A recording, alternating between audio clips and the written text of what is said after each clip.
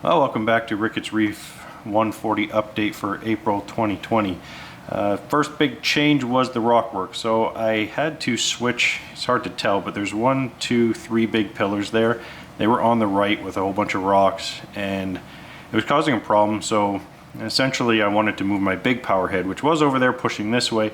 I wanted to move it over here, pushing that way towards the overflow, because I was getting a big kind of floating scum spot up there that was keeping particulates in the water column, and so I wanted to push water towards the overflow. To do that I needed to get the big power head here, which means I had to remove the obstruction, which were those 2 or 3 towers.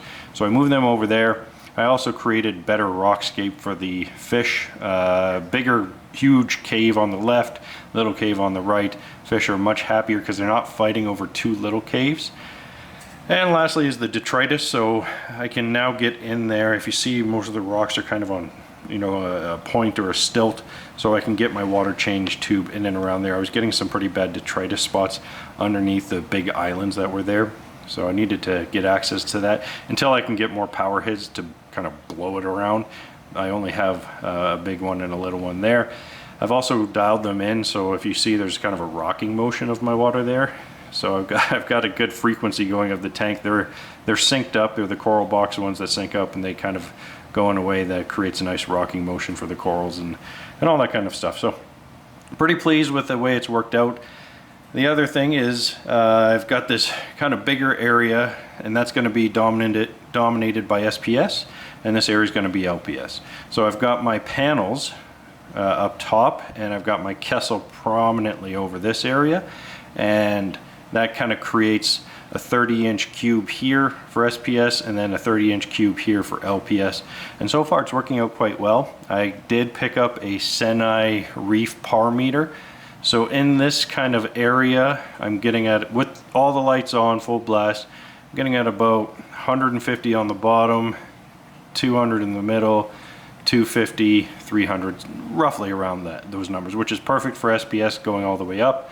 And then on the right, I'm getting about 70 on the bottom, about 100 in the middle, and then, you know, up here I'm getting like 250. So that's perfect for LPS. So far it's working well. The other thing this Scape does, it gives me a much better view of this tank. I don't have these obstructions here.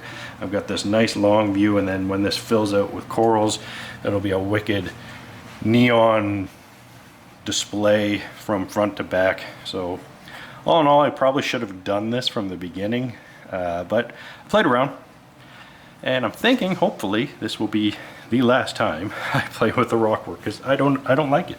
It's not something I enjoy.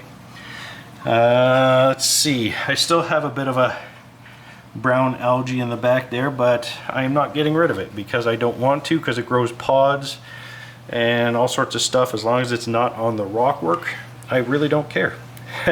So I'm keeping it there. It's a good indicator of when I need to do some dosing, because right now my Chaeto ball is not big enough to contend with the nutrient export that I need for this tank. So as this Chaeto ball grows, I will need to carbon dose less. So I am doing a DIY NOPOX. If you want to know the recipe, it is 150 milliliters of RODI water, 350 milliliters of vodka, and 500 milliliters of vinegar, 5% vinegar. And that makes about a half strength NOPOX at about half the price. So, you know, if you buy NOPOX, you're getting a pretty good deal. You can't really DIY it for much less unless you buy things in super bulk. Or if you're like me and someone left a bottle of vodka. I don't drink vodka. It's been sitting in the closet for like almost a year. So I know a bunch of vodka lovers out there are like, no, why would you do that? But anyway, it's gone. The fish like it. So the nutrients are pretty good. I'm sitting pretty stable at around 10, as long as I do a bit of vinegar dosing once, or vodka dosing once in a while, NOPOX dosing, whatever. And then the Chaeto ball, as it grows, is also doing more. And it grows. It's definitely growing. What happens every 2 weeks, I clean out the Fuge here. I pretty much water change this entire Fuge. I take the ball out, I kind of open it up, I take out any kind of bad parts that I don't like the look of, and I loosely make a ball, put it back in, and then over the next 2 weeks as it grows and tumbles, it just becomes tighter, but it also becomes bigger. So it just needs to grow a little faster. I've got a pretty good light. I don't know if I need more light. If I had more light, I would probably have a really bad hair algae problem in this area. So I think this light right now, the way it's set up, is perfect. It's just the ball itself needs to be bigger. And that'll happen in time. I wish I could have bought more or got more when I first got the Phyto, but I didn't, so I'm just having to supplement some carbon dosing. And I got to do it in a way that doesn't discourage my Phyto ball to grow. And with my nutrient test a couple weeks ago, I did get that algae on the back glass. Now that algae was almost gone, and then I reined in the carbon dosing for a little bit as I changed salts. So when you're carbon dosing, you generally shouldn't run high alkalinity. I was using Red Sea Coral Pro, and that's got a out of the bucket, it's about a 10 DKH, 9-10 DKH on alkalinity. When you mix in carbon dosing with that high alkalinity, you can get some burnt looking corals, and I was definitely seeing that on a couple of them. So I switched salts. I went with the Red Sea Blue bucket, and I've dropped the DKH from, it was about 9.2. I'm down to about 8.4 now over the last couple weeks, and I'm not seeing those burnt things anymore, which was concerning. And now it's gone, so I'm happier. Corals are doing good. I didn't get much more. Now, just on this note, there's a really cool app out there. It's called Aquarium Note, and I know it's there for iOS, or I know it's there for Android. I think it's there for iOS as well. It's called Aquarium Note. They're not paying me or sponsoring me to do this. I downloaded the app just because I wanted to try something fun from the App Store to do with the aquarium. And the thing is great. So it's really great at cataloging your livestock. It's really great at keeping track of your water tests and parameters and all that kind of stuff to give you like a picture of your tank of how it's working and what you need to do to kind of make some changes. Really, really nice. Especially for a new tank and you're just starting the data entry. Like if you had a big system and you had to input everything, it could be a little tedious. But it's a really good app. I have not purchased it yet. I don't know how much it is, but it's one app that I may actually buy. I don't know. We'll see. So far it's been really good, and you can upload your results to a backup on your email, so on your account, and then you can look at it in multiple devices. It even exports to Excel format. So that's really cool. You can also keep track of how much you've spent on things. It's a really good app. So anyway, I've been using it to catalog my corals and my fish and stuff like that, and I did get a couple new ones, so I'll be able to track those. So just to go over what I have quickly, excuse the zooming, this is not going to be too easy. I've got some red digi, I've got a brand new green digi right there. I've got a Spongolus, I think that's how you pronounce it. I just got those ones, so they're not too happy yet.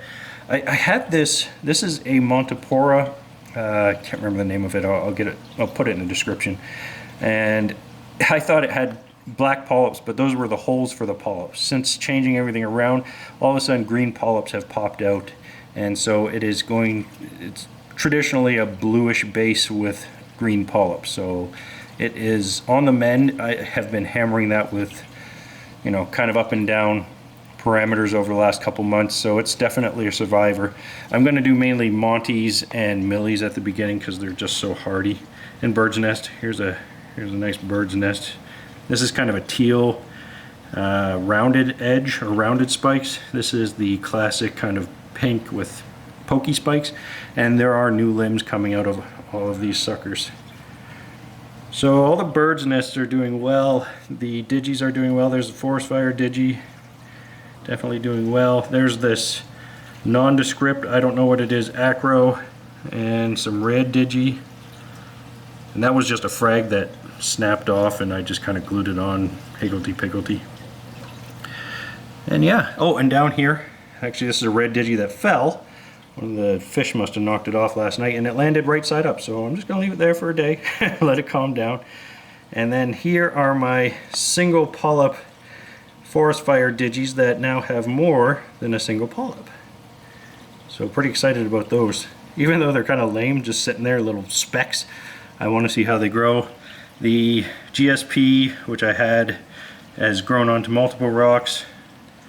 and I have kind of moved, they were all together, and with the rescape I had to move some apart. So now I've got GSP on multiple rocks. Great. I've got some nice new A-cans to start with, a bit of an A-can garden. So the LPS side here, so we're moving into the LPS side. It started, now these A-cans have already grown new heads. So there's a new head, it's hard to see right there. That's just a week. I don't feed these guys either. There's my nuclear toxic frog spawn. They seem to be doing well with my nondescript zoos. Someone called them fairy dust zoos once. It might be, I don't know. I've got some new Galaxia. These things have sweepers, so I've stuck them over here, and then their sweepers kind of get pulled towards this power head here, so that's good. They're pretty. I want to see what they do. All this stuff will probably eventually migrate to the LPS tank. Oh yeah, so I eventually will also have a different tank for LPS. So I am planning in my office a 24 by 24 by something cube, and the Kessil will go on that, and this will become dominant sticks, and that's not too far off.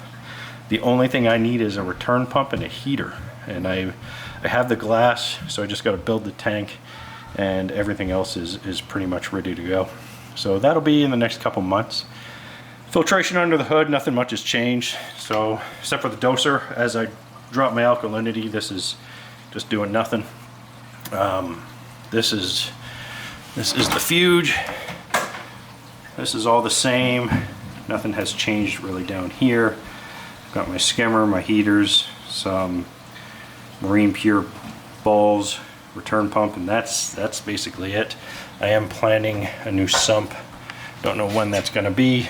Here's my DIY food, which is just at my local shopping center, at my local grocery store. They have like these packages that come with a mix of seafood. I got scallop, shrimp, the works, and I take it and I blend it up and I use that. And in here I have Phyto growing, and I'm doing some experiments with different types of water. Tap water, we have a drip filter called the Berkey RODI. This is actually RODI right now. Oh no, this is still the tap. So this has been going for a month. It's going slow. I did one with Berkey, and Berkey water produced really awesome Phyto in about 2 weeks. So far Berkey water is the best. And I'm trying with different lights. I got the LED strips. I'm trying with some compact fluorescence just to see what gives me the quickest and best results. Now generally speaking, like most of it's in the fridge right now. I've got a couple liters in the fridge, and it generally goes to these Tisbee pods. Other than that, not much else has changed in here, other than I broke my water change pump. That I was taking this bucket out to clean it, and I snapped a little piece off. I got a new one in the mail coming, so just my oops. And lastly, just to show you, this is where the cube's gonna go. So here's my station, and right there, right where E.T.